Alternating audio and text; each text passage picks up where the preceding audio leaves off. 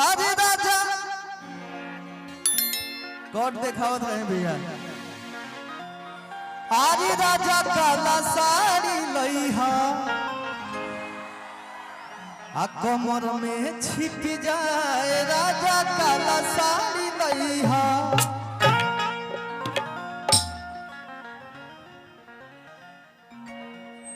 हाय कौन कलर है?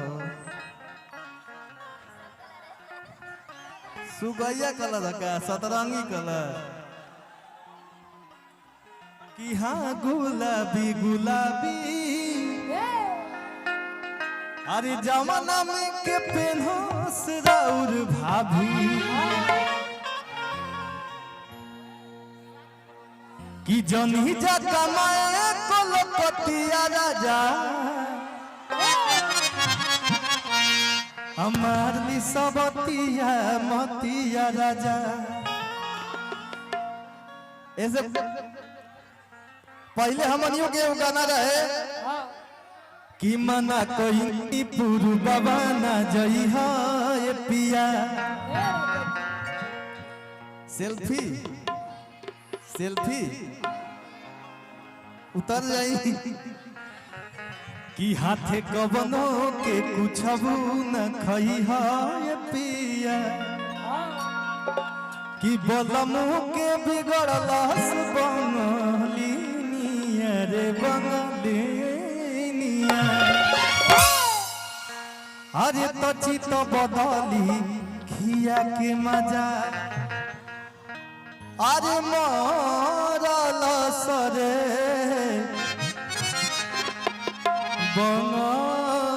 बंगलिनिया। भाई कहे के बा कि जनी जा कमाए कोलपतिया राजा जनी जा कमाए कोलपतिया राजा मारी सबतिया मतिया राजा।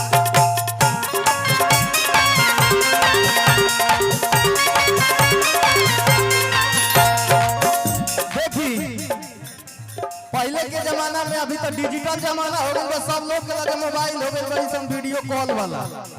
इस सच्चाई बात है, पहले के जमाना में लोग अपना पति परमेश्वर के कलकत्ता जाए से मना कर रहा काहे खातिर कि राजा जी हो कलकत्ता जइबा न तारा के सुगा बना लिया सन पिजड़ा में बंद कर दिया सन फिर पिजड़ा में से राती खाना आदमी बनाया सर फिर सवेर हो सुगा बना के फिर पिजड़ा में बंद कर दिया सर उहे भावा। अरे जनी के कमाए कोलपतिया राजा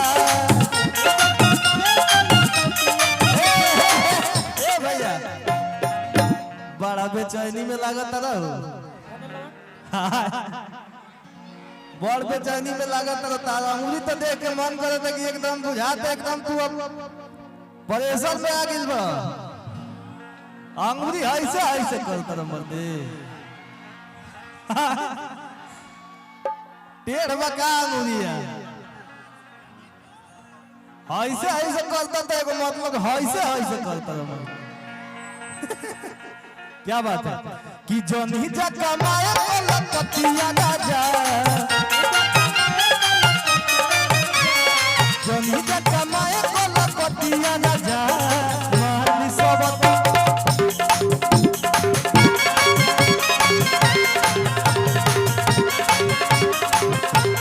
क्या बात है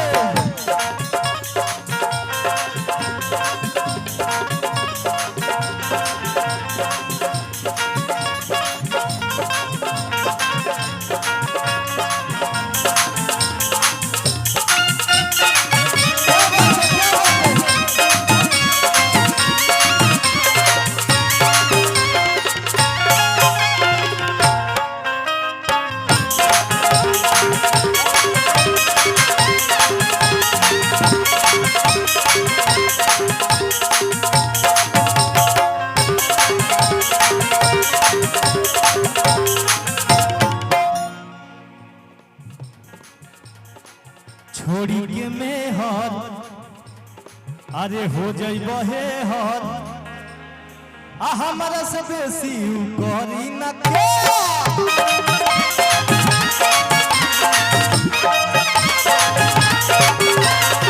मोटकी तो मारे तरू मुस्कान जी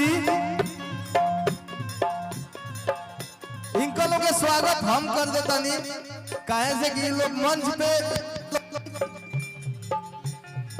ये लोग मंच के शान हलो तो मंच के शान लोग के विजय चौहान के तरफ से स्वागत रहे।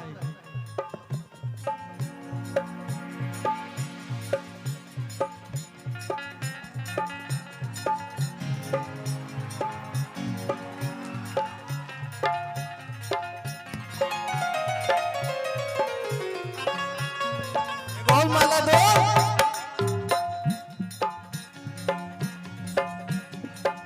दुनिया तो गिनती लोग तक आता हूं लोग ली ली प्रणाम हार्दिक स्वागत बंदन बढ़ाओ और अतिया कहतिया छोड़ी के मैं हो जाइबो हे हो हमारे से बेसी करी न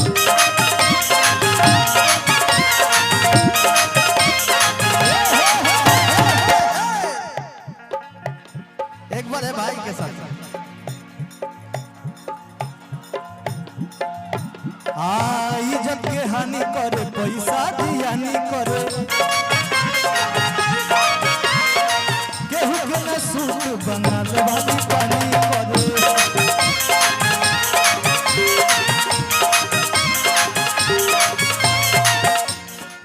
हम लोग देखी शिल्पी के बड़ भैया हमारे बड़ भैया विनय भैया की तरफ से हजारों हजार पुरस्कार आशीर्वाद के कामना रहे जी भैया रहे दिल गदगद कर दे देखी लात पड़ता चलिए भैया के हजार बार प्रणाम आशीर्वाद की कामना। प्रशासन के बहुत हमनी के क्षेत्र में जब आई जब प्रशासन के विशेष सपोर्ट मिले हमनी के एक खातिर प्रशासन के हम सदा ऋणी बने।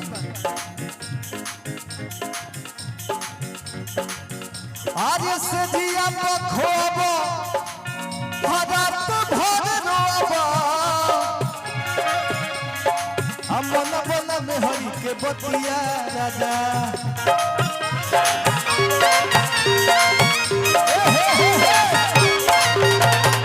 पहले नाचवा तो में आई सरदार जी की तरफ से 20 रुपया पुरस्कार आया है। मैं तहे दिल से शुक्रिया अदा करती हूँ